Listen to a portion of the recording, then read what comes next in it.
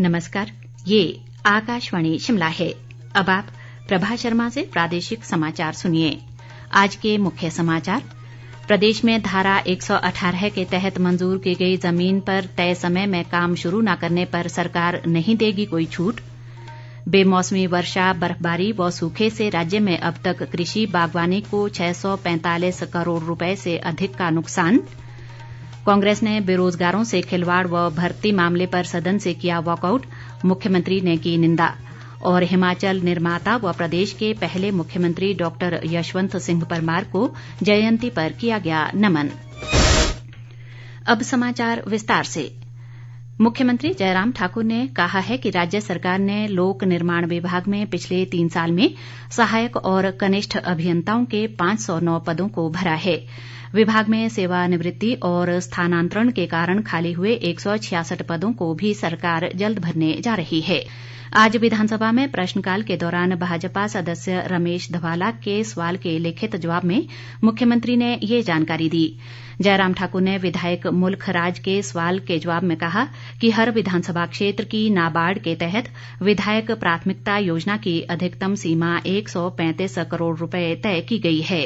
बैजनाथ क्षेत्र में विधायक प्राथमिकता के तहत 10 योजनाओं के लिए नाबार्ड से 35 करोड़ 14 लाख रुपए स्वीकृत किए हैं।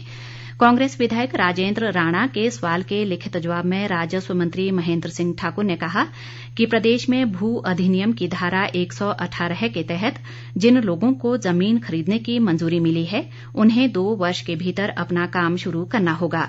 उन्होंने कहा कि यदि वे 2 साल की तय समय अवधि के भीतर काम शुरू नहीं कर पाए तो सरकार उन्हें किसी भी तरह की कोई विशेष छूट नहीं देगी। महेंद्र सिंह ने कहा कि पिछले 3 वर्षों में प्रदेश में ऐसे 27 आवेदनकर्ता हैं जिन्होंने 2 साल के भीतर काम शुरू नहीं किया। उन्होंने बताया कि 31 जनवरी 2021 तक धारा 118 के तहत 234 मामलों को मंजूरी प्रदान की गई है। खाद्य आपूर्ति मंत्री राजेंद्र गर्ग ने विधायक सुखविंदर सिंह सुक्खू और नरेंद्र ठाकुर के संयुक्त सवाल के लिखित जवाब में बताया कि सरकार घाटे में चल रहे 63 डिपुओं को बंद करने पर विचार कर रही है। शिमला जिला के जुब्बल कोटखाई विधानसभा क्षेत्र में सबसे अधिक 19 डिपो बंद किए जाएंगे। गर्ग ने कहा कि डिपो होल्डर्स की सेल पर कमीशन की बढ़ोतरी किए जाने का कोई मामला सरकार के विचाराधीन नहीं है। भाजपा सदस्य रमेश धवाला के सवाल पर ऊर्जा मंत्री सुखराम चौधरी ने कहा कि पूरे देश में सबसे सस्ती दरों पर हिमाचल के घरेलू उपभोक्ताओं को बिजली दी जा रही है और बिजली बिलों में उपभोक्ताओं को दी जा रही सब्सिडी बढ़ाने का सरकार का कोई विचार नहीं है। प्रदेश में इस साल बेमौसमी बर्फबारी, वर्षा और सूखे से अब तक कृषि व बागवानी को 645 करोड़ रुपए से अधिक का नुकसान हो चुका है। प्रदेश सरकार ने इस नुकसान की विस्तृत रिपोर्ट तैयार कर केंद्र सरकार को मदद के लिए भेजी है। ये बात राजस्व मंत्री महेंद्र सिंह ठाकुर ने आज विधानसभा में नियम 130 के तहत लाए गए ध्यानाकर्षण प्रस्ताव के जवाब में कही। ये प्रस्ताव कांग्रेस के इंद्रदत्त लखनपाल, भाजपा के विशाल नहरिया, बलवीर वर्मा और जियालाल ने सदन में पेश किया था। उन्होंने कहा कि प्रदेश में भारी बरसात और बाढ़ और भूस्खलन की घटनाओं में इस वर्ष 13 जून से 3 अगस्त तक 214 लोगों की जान जा चुकी है और 11 लोग अभी तक लापता हैं। उन्होंने कहा कि भारी वर्षा, बाढ़ और भूस्खलन से सड़कों और पुलों को 451 करोड़ रुपए का नुकसान हुआ है। इसी तरह पेयजल और सिंचाई योजनाओं को भी 187 करोड़ रुपए से अधिक का नुकसान हो चुका है। प्रदेश में काम कर रहे क्रशर मालिकों को सरकार के कायदे कानून मानने ही होंगे। उद्योग मंत्री बिक्रम सिंह ठाकुर ने विधानसभा में नियम 62 के तहत भाजपा के रमेश धवाला द्वारा लाए गए ध्यानाकर्षण प्रस्ताव के जवाब में ये जानकारी दी। उन्होंने कहा कि सरकार ने क्रशर मालिकों को काम करने की अनुमति दी है, लेकिन उन्हें इसमें हेराफेरी की इजाजत नहीं दी जा सकती। बिक्रम ठाकुर ने कहा कि नदी नालों से रेत बजरी निकालने के लिए जेसीबी से माइनिंग की व्यवस्था है, लेकिन ये व्यवस्था केवल उन्हीं क्रशर मालिकों के लिए है जिन्हें माइनिंग प्लान में इसकी मंजूरी दी गई है। उन्होंने ये भी कहा कि प्रदेश सरकार क्रशर मालिकों को जल्द ही मैकेनिकल लोडिंग की अनुमति देने जा रही है। उद्योग मंत्री ने कहा कि वैज्ञानिक खनन को बढ़ावा देने और प्रदेश में हो रहे विभिन्न विकास कार्यों व खनिजों की निर्बाध आपूर्ति बनाए रखने के लिए सरकार द्वारा 462 खनन पट्टे प्रदान किए गए हैं और राज्य में इस समय कुल 376 स्टोन क्रशर स्थापित हैं। प्रदेश विधानसभा में आज विपक्षी कांग्रेस ने फिर सदन में हंगामा किया। सदन की कार्यवाही शुरू होते ही कांग्रेस सदस्य इंद्रदत्त लखनपाल ने बेरोजगारों से हो रहे खिलवाड़ और चोर दरवाजे से हो रही भर्ती को लेकर नियम 67 के तहत स्थगन प्रस्ताव का मामला उठाना चाहा, लेकिन अध्यक्ष ने इसकी इजाजत नहीं दी। इससे नाराज कांग्रेस सदस्यों ने सदन में शोरगुल कर नारेबाजी की और फिर सदन से वॉकआउट कर दिया। विस्तृत ब्यौरे के साथ हमारे विशेष संवाददाता।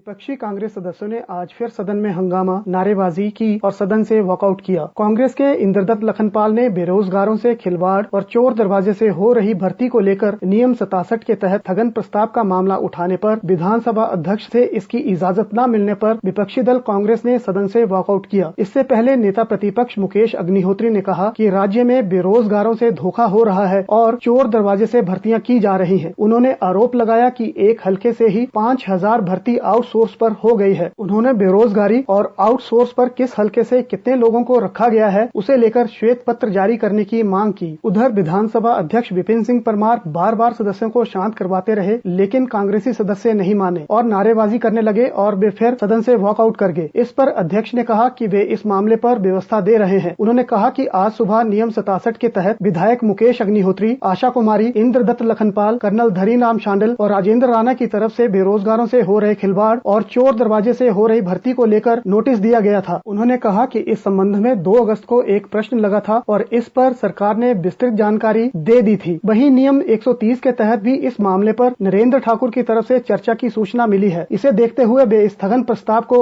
अस्वीकार करते हैं। इस पर नेता प्रतिपक्ष मुकेश अग्निहोत्री ने कहा कि प्रश्न कितने बेरोजगार हैं उसका लगा था, लेकिन यहाँ चोर दरवाजे से भर्ती का मामला है। विधानसभा अध्यक्ष ने कहा कि इस सदन की उच्च परंपराएं हैं और उसे बनाए रखें। उन्होंने कहा कि प्रश्नकाल महत्वपूर्ण होता है और इसे चलने दिया जाए, लेकिन विपक्षी सदस्य नारेबाजी करते रहे और फिर वे सदन से वॉकआउट कर गए। रितेश कपूर, आकाशवाणी समाचार, शिमला। इस बीच मुख्यमंत्री जयराम ठाकुर ने विपक्ष के सदन में किए गए व्यवहार की कड़ी निंदा करते हुए कहा कि वे गैर जिम्मेदाराना व्यवहार कर रहे हैं और महत्वपूर्ण प्रश्नकाल में व्यवधान डाला। उन्होंने कहा कि वे उम्मीद कर रहे थे कि विपक्ष आज सार्थक चर्चा करेगा, लेकिन ऐसा नहीं हो रहा। मुख्यमंत्री ने कहा कि आज विपक्ष की ऐसी परिस्थिति हो गई है जहां नेतृत्व को लेकर होड़ लगी है और विपक्ष में वरिष्ठ नेतृत्व की बड़ी कमी दिख रही है। मुख्यमंत्री ने कहा कि कांग्रेस ने जो क्षेत्र विशेष के लोगों को रोजगार देने की बात कही है वो पूरी तरह असत्य है और तथ्यों से विपरीत है। प्रदेश भर में हिमाचल निर्माता व प्रदेश के पहले मुख्यमंत्री डॉक्टर यशवंत सिंह परमार की 115वीं जयंती पर आज उन्हें श्रद्धांजलि अर्पित की गई। मुख्यमंत्री जयराम ठाकुर ने शिमला के रिज मैदान पर स्थित डॉक्टर वाईएस परमार की प्रतिमा पर पुष्पांजलि अर्पित की।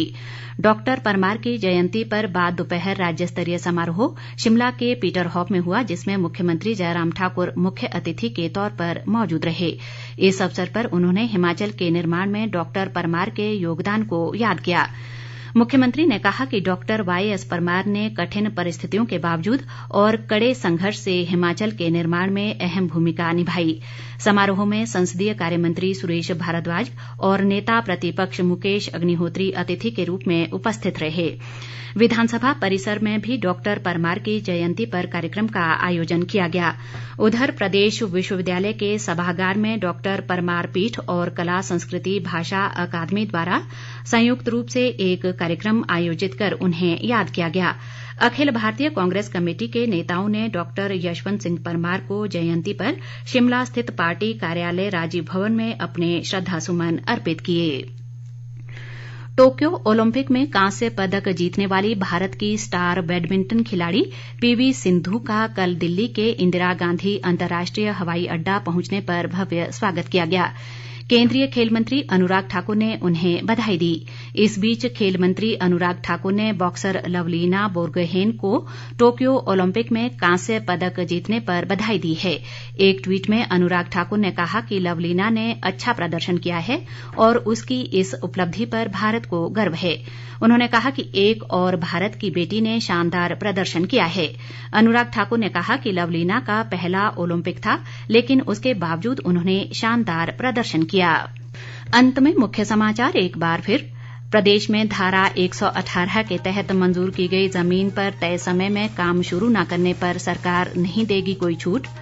बेमौसमी वर्षा, बर्फबारी व सूखे से राज्य में अब तक कृषि बागवानी को 645 करोड़ रुपए से अधिक का नुकसान। कांग्रेस ने बेरोजगारों से खिलवाड़ व भर्ती मामले पर सदन से किया वॉकआउट, मुख्यमंत्री ने की निंदा। और हिमाचल निर्माता व प्रदेश के पहले मुख्यमंत्री डॉक्टर यशवंत सिंह परमार को जयंती पर किया गया नमन। इसी के साथ ये समाचार बुलेटिन समाप्त हुआ। नमस्कार।